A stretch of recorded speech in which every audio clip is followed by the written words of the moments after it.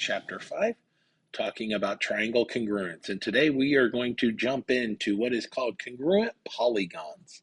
Okay, so when we name congruent polygons have congruent and corresponding parts. Remember, congruent means that they are the same size.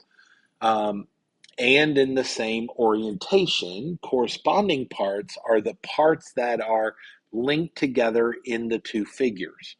The symbol that we use for congruence is this right here. You'll notice it is a combination of the equals and the similar part. In a congruent statement, corresponding parts are in the same order, meaning if you look here, we're going to start off talking about angles.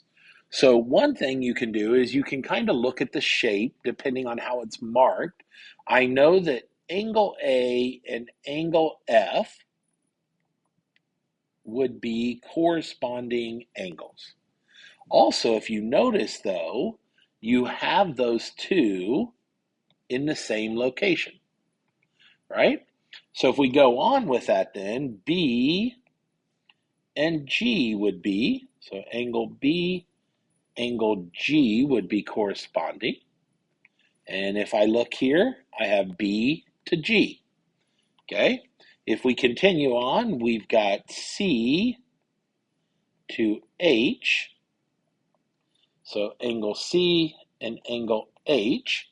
And if we look here in the naming, those are the same. And then the last one here, we have D to E. So angle D is congruent to angle E. And again, if we look at the naming of it, D and E are in the same location. So when we name it, we have to be very careful that we align all of the corresponding parts.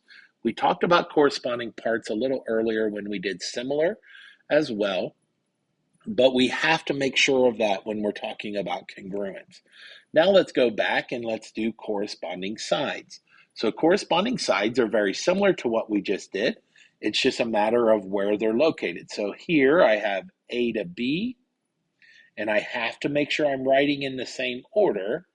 I have AB going to FG. Notice the A is matching with the F, the B is matching with the G. I have BC going with GH.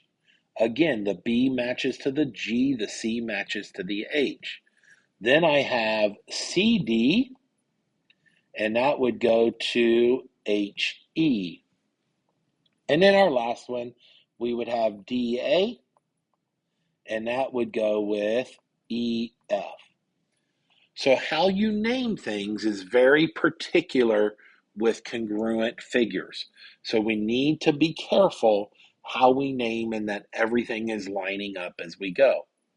All right, so how do we use this? Well, if I notice in this name, I notice here, I'm just going to kind of go through by the name. I notice that D and S, they are corresponding. I know that E corresponds to P. I know that F corresponds to Q. And I know that G corresponds to R. Okay, so now that helps me kind of align it then so I can see what is going to be similar and what is congruent here so I can put it together now. So here's one thing I know right away. I know F and Q go together. So I know that 68 degrees is equal to 6y plus x. I also know that FG and QR go together. So I know that 12 has to equal 2x minus 4. Now, what I'm going to do is I'm going to start on that one because it only has one variable. So the next thing I'm going to do is I'm going to add my 4 to both sides. I'm going to divide that by 2, and I end up with a value of x equals 8. Now, if I plug that back in then, 2 times 8 minus 4, and that has to equal 12. Okay, now we can take that information and come over here now and solve the second equation that we have simply by plugging that value in. I would minus 8 from both sides, so 60 is equal to 6y. I would divide by 6, so y is equal to 10. So when I come up here, then this angle, it would be 6 times 10 plus 8, which would get me 60 plus 8, which is 68 degrees.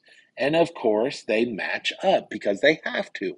Congruent means the sides are both similar, they're in the same orientation, but they also are the same size. Okay? Let's try another one. Let's use this information and see if we can get this last one. So here I'm going to start off and I'm going to just look for the things that go together. So A and D go together.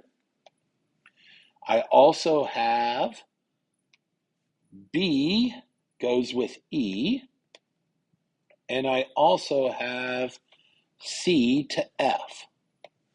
Okay, so I start off and I say, okay, what would match here?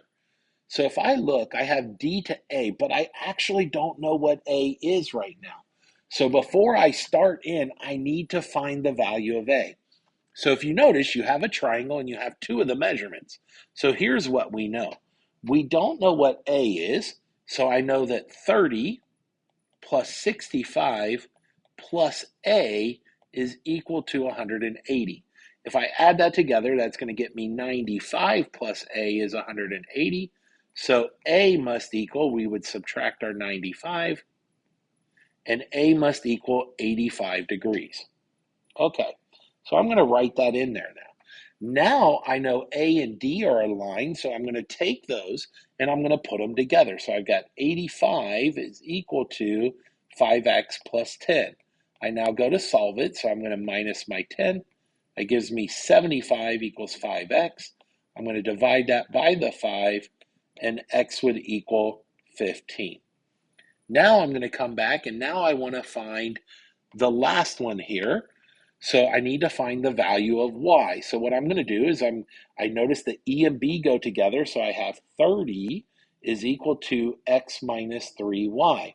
But I know what x is, I'm going to plug that in. So I have 30 is equal to 15 minus 3y, so I would subtract my 15.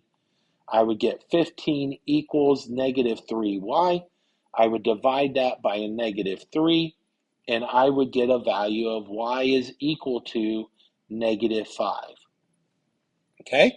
If we want to check those, we just plug them back in and see if that matches up. And of course it does. 5 times 15 is 75 plus 10, 85 degrees. If I go to the x minus 3y, I have 15 minus 3 times negative 5. 15 plus 15 gives me 30, which matches up to what the value of angle B is.